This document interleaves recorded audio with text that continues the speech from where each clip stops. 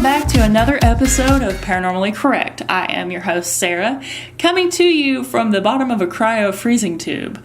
It's pretty cold in here, so you better hit that like and subscribe button so that YouTube will pay me enough to move back into a regular house. This video was requested by my lovely friend Sarah. She always has the best video ideas, so thank you again, Sarah, for such a cool idea. Don't forget to follow me on all of my other social media. The links are on the screen and in the description box. Humans want to live forever, even if it just means waiting in a state frozen, suspended animation for medical science to find a way to reanimate dead bodies. One of the most popular methods of challenging that formidable opponent, death, was cryonics. Not to be confused with cryogenics, which is, according to wisegeek.com, a scientific study or production of extremely low temperatures between negative 150 Celsius or negative 238 Fahrenheit.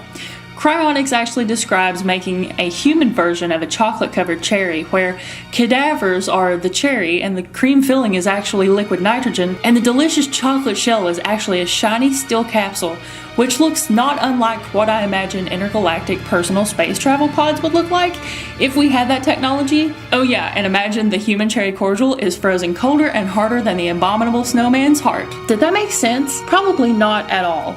Okay, so when a cryonicist or someone who views this particular science in almost a religious way dies, their body is taken by one of only a few existing major cryo institutes.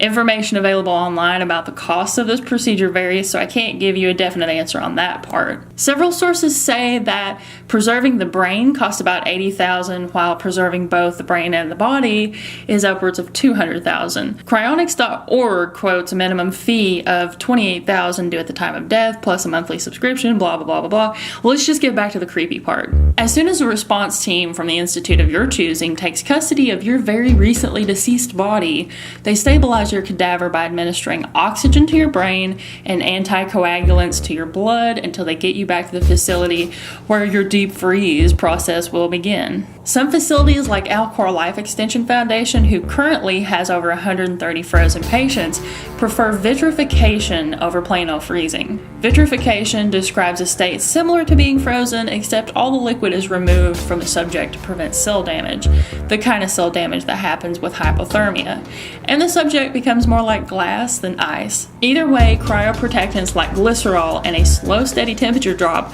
are used in an effort to prevent tissue, blood cells, and organs from completely decaying during the process. So here's where the complications begin. There are several problems with the transport, prep, actual freeze process.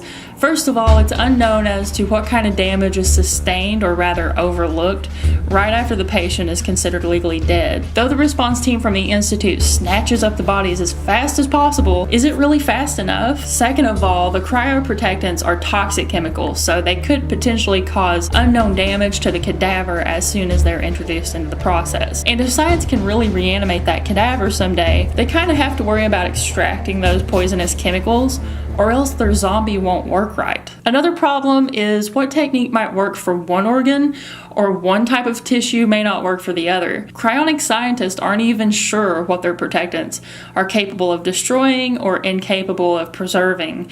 Let's say, for example, they successfully preserve the kidneys with chemical A, but they don't realize they need to use a chemical B to counteract the chemical A's negative effect on the blood vessels. That's not a great example, but I think you get the point. There is no fix-all. Founder of Skeptic Magazine, linked below of course, Dr. Michael Shermer believes cryonics is a whole roll of baloney. According to Wikipedia, Skeptic Magazine is largely devoted to investigating pseudoscientific and supernatural claims. Cryonics falls under the former category and is likened to microwaving frozen strawberries until they turn into a greasy spot on your napkin by Dr. Shermer on his self-titled website. In a blog post, Shermer expresses his disdain for cryonics with pompous snark as he then begins to focus on himself, painting a self-portrait of being an ex-believer of faith and spiritualism, and also a bit of a narcissist and kind of bitter, someone who is personally being negatively affected by the choices and beliefs of others. What a mouthful, but I think it perfectly conveys the haughty, self-righteous perspective Michael Shermer seems to have of himself. Shermer seems to be one of those people who get a thrill out of making fun of people who tried and failed, namely someone he referred to as a transhumanist extropian cryonic while mocking that person's death. The joke is on Shermer though, and he should ask Ray Kurzweil about that. As I began researching for this video, I kept thinking in the back of my mind that cryonics was kind of the archaic prototype for transhumanism.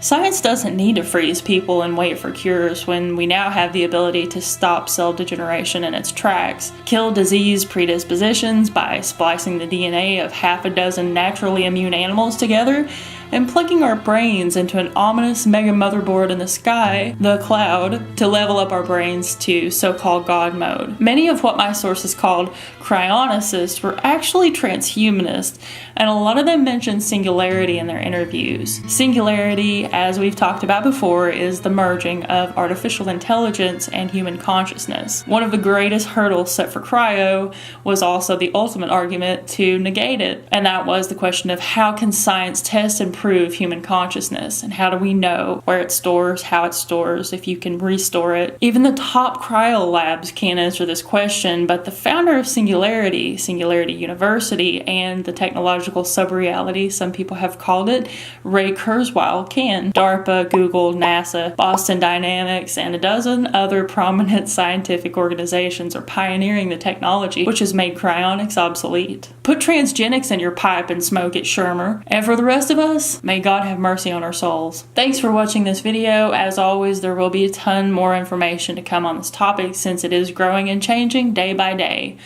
I'm curious now as to whether or not the Cryonicists will band together with the transhumanists and combine their powers to take the next big step. Maybe Shermer was right about one thing though. Secular science is a religion of its own. Secular believing people have just as much blind faith in science as they claim spiritual people have in a higher power. Don't forget to like, subscribe, follow me on social media so we can connect and discuss everything from the paranormal to the unexplained, conspiracies, prophecies, and so much more.